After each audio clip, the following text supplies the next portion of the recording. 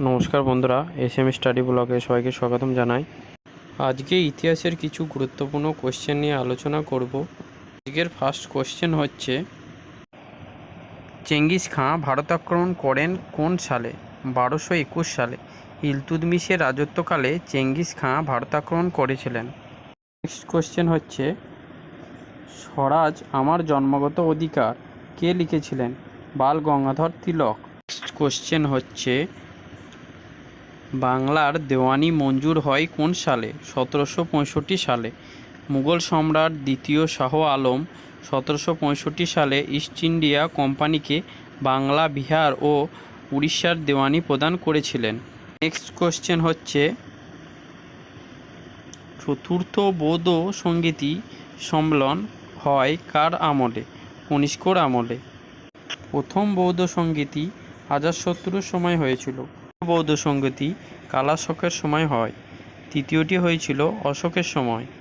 Next question হচ্ছে, নাসিক প্রস্তুতি রচনা করেন কে? গৌতম পুত্র সাতকর্ণী।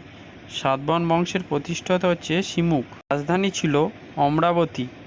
নেক্সট কোশ্চেন হচ্ছে, রাজস্ব বিভাগে পাট্টা প্রচলন করেন কে? শেরশাহ। কাবুলিয়াত ও পাট্টা প্রথার প্রচলন করেছিলেন শেরশাহ। নেক্সট কোশ্চেন হচ্ছে, হরপ্পা সভ্যতা আবিষ্কৃত হয় কত সালে? 1921 সালে। হরপ্পা সভ্যতা দয়ারাম সাহিনী 1921 সালে আবিষ্কৃত করেন। এটি বর্তমানে পাকিস্তানের মন্টেগোমারি, গুজরাটে অবস্থিত। নেক্সট কোশ্চেন হচ্ছে, কাবুলিয়াত ও পাট্টা প্রথার প্রচলন করেন কে? শেরশাহ। হুমায়ুন 1539 সালে চৌসারের যুদ্ধ ও 1540 সালে কনিজের যুদ্ধে শেরশাহের কাছে পরাজিত হয়। নেক্সট কোশ্চেন হচ্ছে, সাচ্চা বাদশাহ উপাধি গ্রহণ করেছেন কোন শিখ গুরু? গুরু হরগোবিন্দ। তিনি ষষ্ঠ শিখ গুরু ছিলেন। গুরু গোবিন্দ সিং তিনি দশম ও শেষ শিখ গুরু। তিনি খালসা প্রথার প্রচলন করেন। নেক্সট কোশ্চেন হচ্ছে, গীতগোবিন্দ গ্রন্থেও রচয়িতা করেন কে? জয়দেব।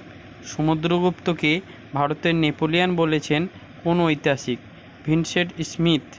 এই ভিডিওটি ভালো লাগলে অবশ্যই লাইক ও সাবস্ক্রাইব করে দেবেন।